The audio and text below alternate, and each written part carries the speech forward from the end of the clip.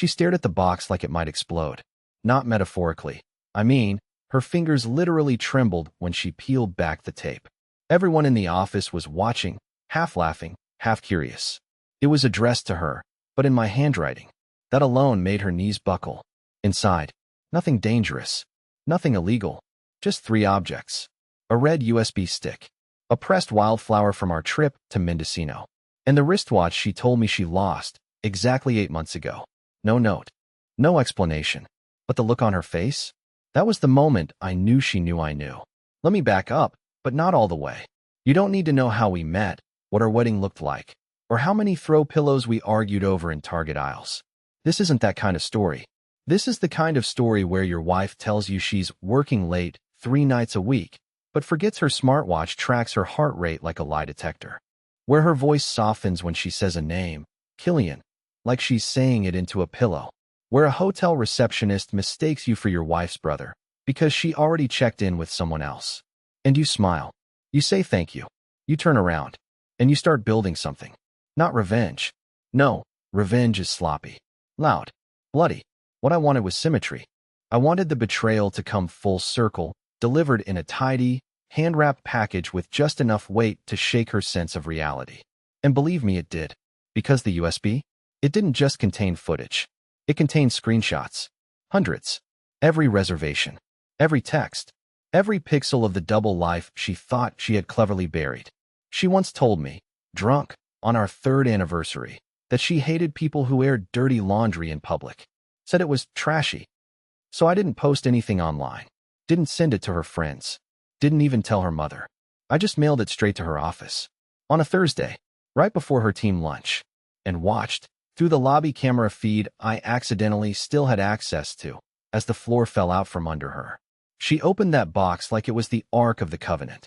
And I watched the exact second her entire world cracked. That was the beginning, not the end. Just the first thread in a very careful unraveling. She didn't come home that night. I watched the time tick past midnight, then 2 a.m., then sunrise. Still no key in the door, no message, no sound of her boots scraping against the tile like always. Just silence. Cold, dense silence that felt heavier than any argument we ever had. And I didn't call her. I didn't text. I wanted her to sit in it. To wonder just how much I knew and how long I'd known. The USB drive wasn't just a bomb. It was a mirror. It held 3 months' worth of evidence, all neatly arranged into folders, lunch breaks, deleted chats, hotel logs. She always thought she was clever with her phone, deleting messages right after they were sent, using work chat apps instead of regular texting. What she forgot is that work tools are made for tracking. Most companies log everything. She just didn't think anyone would ever look. But I did. It started with a hunch, of course. A weird name in her calendar. Killian, 3 p.m. coffee strategy sync. I remember reading that and laughing to myself. Strategy sync. Who schedules 3 of those a week with the same person? I clicked on the contact. No company email, just a Gmail address. That was my first flag. The second was the coffee place she never actually liked. Said it gave her stomach cramps. Yet suddenly it was her favorite spot. From there, the rabbit hole was inevitable. I pulled browser histories from our shared tablet. Then emails from the cloud backup she didn't know was still running. What I found was worse than I imagined. There were no steamy love letters, no dramatic sexting. That would have almost made it easier. No, what I found was affection disguised as professionalism. Let's decompress together. You're my escape pod. Your voice makes things easier. Intimacy without the fire. Something slow and corrosive. Something more dangerous than a fling. He wasn't better looking than me.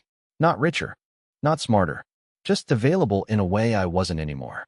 And that realization hurt more than anything. I gave her stability, security, kindness. And in the end, she chose mystery over loyalty. She chose novelty over character. But here's the thing she didn't know. The real betrayal wasn't the affair. It was the rehearsed smile she wore every night at dinner.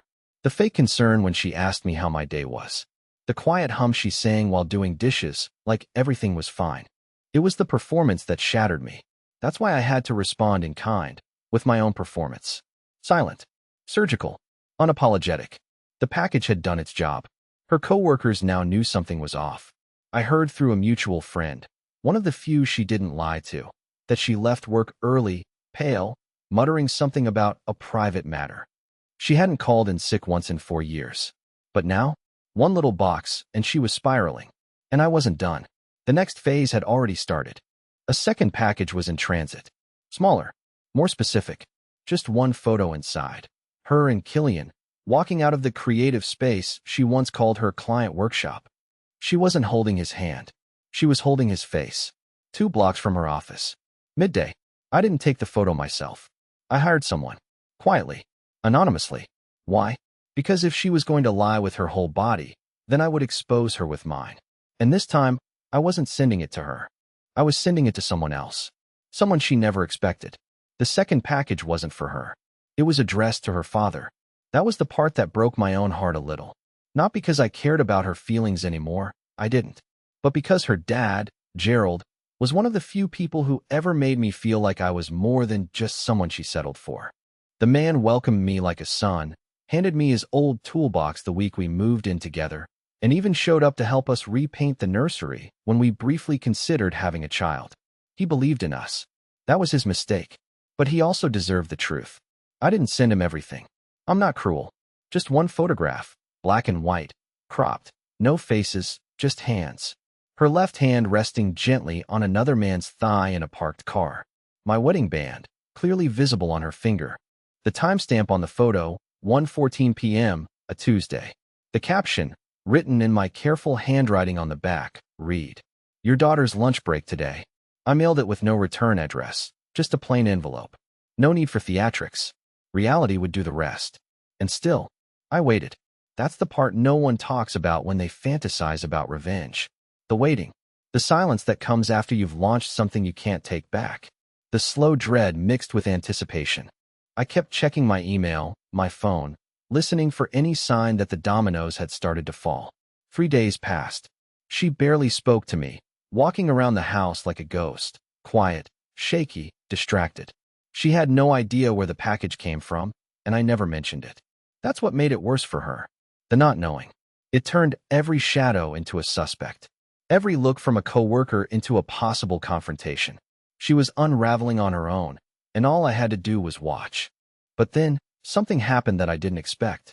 Gerald showed up at our house. He didn't knock. He didn't text. He just appeared, standing on our front step like a statue carved out of rage. I saw him through the peephole before I opened the door. He was holding the photo in his left hand and a brown envelope in the other. When I opened the door, he looked me dead in the eye and said, "You could have just told me." I didn't know what to say. My throat tightened, and for a second I was 12 years old again, being scolded by my own father. But then, his face softened, not out of pity, but something sadder. He stepped inside without asking and sat at the kitchen table like he had a right to be there. And maybe he did. He placed the envelope in front of me. "I knew she was pulling away from you," he said. "I saw it on our last Zoom call. She's got that same look her mother had before she left. I just didn't think she'd do this." When I opened the envelope, I wasn't ready. Inside was a copy of Darla's prenup, the one I had signed without reading years ago because I was romantic like that. I barely remembered what it said, just that her family had insisted on it since she came from money and I came from 3 roommates and a Craigslist couch. But Gerald had highlighted something, a clause I didn't know existed. In the event of adultery, all division of shared property reverts to the wronged spouse's full ownership, including, but not limited to, the marital home. My heart stopped. He looked at me again, eyes clear and glassy, and said, "You don't have to leave, Ansel." "She does." Then he stood up and left without another word. And I just sat there, holding a piece of paper that had more power than any argument, any confrontation, any camera footage ever could. For the first time in months, I felt something warm in my chest. Not anger, not satisfaction, something better. Leverage. And I knew exactly how I'd use it next. I waited for her to speak first. I gave her 2 full days after Gerald's visit, 2 days of walking past each other like strangers in an Airbnb, each of us pretending the air between us wasn't vibrating with unspoken disaster. She didn't ask why her father showed up. Didn't mention that she left work early again. Didn't confront the silence I was feeding her, even as it grew teeth and followed her around the house like a dog she couldn't shake. I think she was scared of what I might say if she asked. And rightly so, because when I finally did speak, It wasn't to accuse her, or yell, or beg. It was just 6 words, delivered so softly she had to ask me to repeat them. You need to move out. Today. She blinked like she'd misheard me. And for a second, I swear, she almost laughed, as if I had told her we'd run out of oat milk. But then I handed her the copy of the prenup clause, her own father's pen marks still fresh on the page, and she went pale in a way that no lighting could fix. I watched the reality hit her face like cold water. She tried to argue, but the words felt half-formed, fragile. You're not serious, she whispered. I was. She didn't scream. That was the most disturbing part.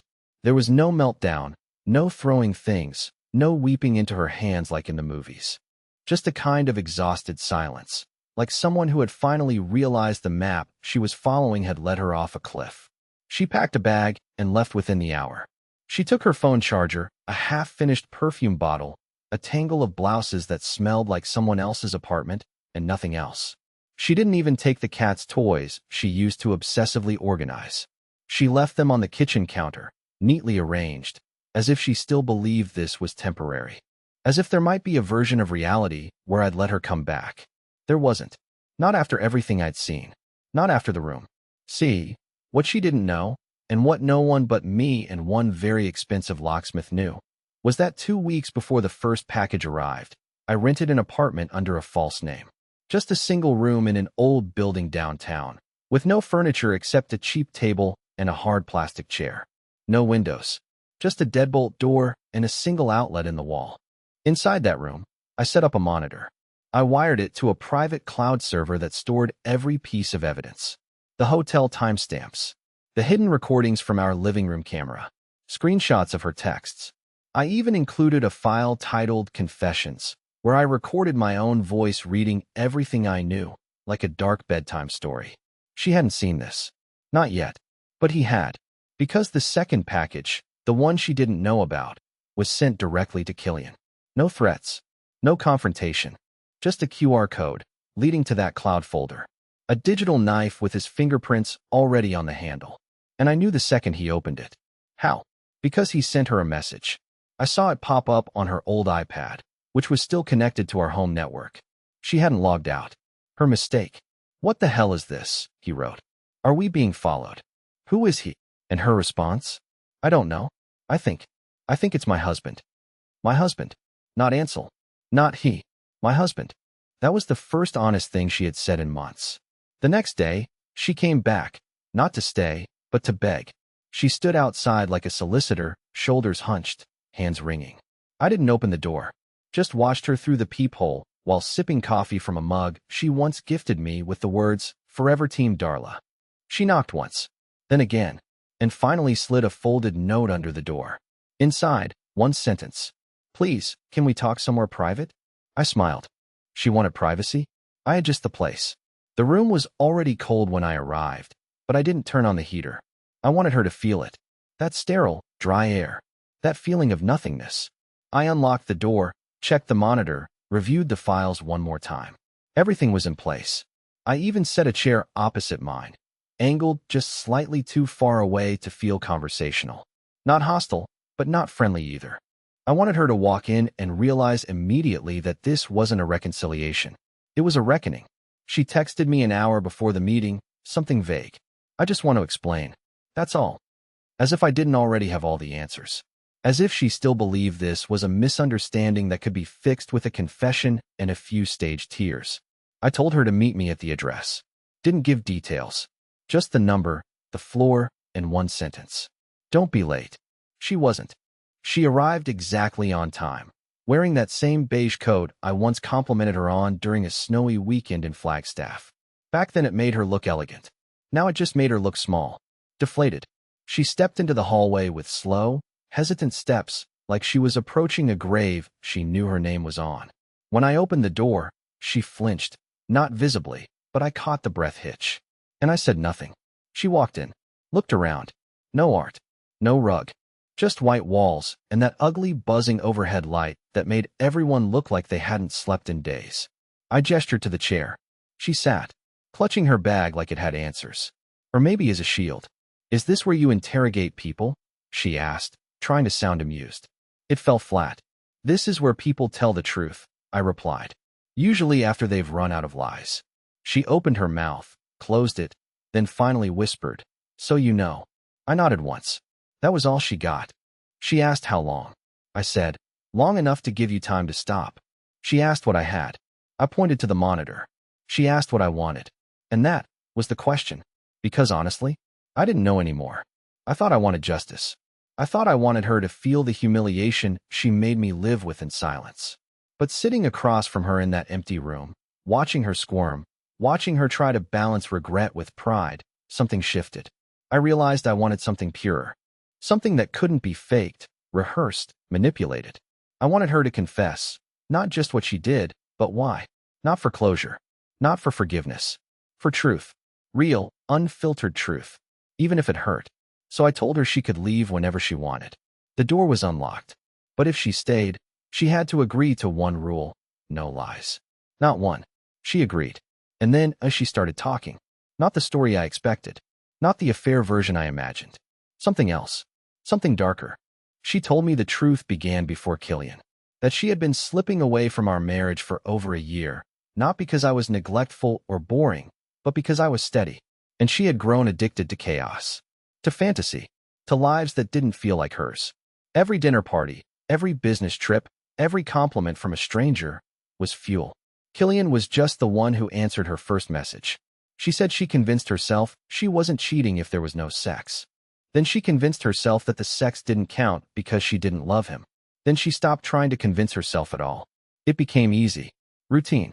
The lies built a nest in her mouth, and by the time she realized they were hatching, it was too late. Then she said something I didn't expect. She said she wanted to get caught. Not because she hated me. Not because she wanted to leave. But because she didn't think she deserved to be loved so quietly, so completely. And she was right. She didn't. She looked me in the eye and said, "I never thought you'd let me get away with it. That's why I married you. You were supposed to see through me. You were supposed to stop me." And that was the moment I felt it. Pity. Not forgiveness. Not sympathy. Just the quiet grief of realizing the person you loved didn't fail you because they were evil, but because they were weak. And they mistook your strength for blindness. I stood up, walked to the door, opened it wide. "You're free to go," I said. She looked confused. "That's it." I nodded. "That's it. You've already lost everything that mattered. I don't need to take anything else." And as she walked past me, I didn't feel triumph. Just relief. The kind that comes when the storm finally stops pretending to be rain and just disappears. But the story wasn't over. Because someone else had been listening. And they weren't done. It was a Sunday evening when the message came in. One of those eerie, quiet Sundays where the world feels paused. I was halfway through folding laundry when my phone buzzed with a notification from an unknown number. Just one line. Nothing graphic. Nothing obvious. But it punched a hole right through the moment. He knows. He's not going to stop. No punctuation. No context. But I knew immediately it wasn't for me. It was about me. The message had been sent to my number by mistake, likely meant for her. My number must have been saved under a wrong contact name, or maybe in a panic, the sender just hit the wrong thread. But the content? It was clear. He knew. He, meaning Killian. I stared at the message for a long time, rereading it, not because I didn't understand what it meant, but because I suddenly realized something terrifying. I had never considered what he might do. I had focused so much on unraveling her world that I forgot hers had entangled with his. And when someone else's secrets are wrapped in your own, tearing yours apart might make theirs explode too. I had no idea who Killian really was. I knew he was charismatic, arrogant, maybe reckless. But what I hadn't counted on was desperation. And desperate men, especially ones who've just had their personal lives torched by an anonymous box of digital truth, don't go quietly. It hit me then. All of this, my plan, the packages, the recordings, had been designed to break her, to expose her. But I had thrown a grenade into a room full of shadows, and now something inside one of them was moving. I didn't respond to the text. I didn't have to, because 2 hours later, someone broke into my car. Nothing was stolen, not even the cash in the glove box. But the passenger seat had been pushed all the way back, like someone had sat there for a long time. The backrest was reclined. There was a boot print on the dashboard, and on the center console, tucked under my old gym pass, was a hotel room keycard. No note, no fingerprints, just the card. And on the envelope it came in, one word. Meet. No location.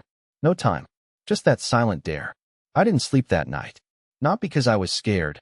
I was far past fear, but because my mind wouldn't stop running laps. I kept asking myself why he would do that. Why not just confront me? Why not threaten, demand, scream? The answer came to me around 3 a.m., when the shadows in the room grew deep enough to resemble the truth. Because he wasn't trying to scare me. He was trying to outplay me. This wasn't about her anymore. This was about control. Two men on opposite sides of a shattered lie, both trying to stand on the same ground and call it theirs. And now that I'd sent her packing, there was no one left between us. Just the wreckage. The next morning, I traced the keycard back to a boutique hotel downtown. Not one they had used before. This one was expensive, clean, professional. The kind of place where affairs weren't hidden, they were accommodated. I checked the reservation. It was under the name Daniel Hurst. A ghost. I booked the adjoining room under my own name. Sat in silence. Waited. 10 minutes. 30. An hour. Then a knock. Not at my door. The one next to mine. Room 412. I peeked through the adjoining door's peephole, heart steady now, like it knew what was coming. He stepped inside. Killian wasn't what I expected. Not suave. Not threatening. He looked tired. Not hungover tired, soul tired. Worn out in a way that suggested his mask had been peeled off and buried somewhere he didn't have the energy to find. He didn't speak at first. He just sat on the bed, opened a leather folder, and pulled out a photograph. Not of her. Not of me. Of his daughter. She looked no older than 6. He stared at the picture for a long time, then said, "She can never know." And that's when I realized the stakes had changed. This wasn't about cheating. It wasn't about love. It was about collateral. And I had just become part of his. He looked up at the wall between us, as if he knew I was there, listening through cheap drywall in silence, and said one more sentence. Low, bitter, venomous. "If I go down, I'm taking everything with me." And I believed him. The game wasn't over. It was just beginning. He left the photo on the bed. Didn't say another word. Didn't slam the door. He just walked out like a man who knew the walls were closing in, and all he could do was walk fast enough to pretend they weren't.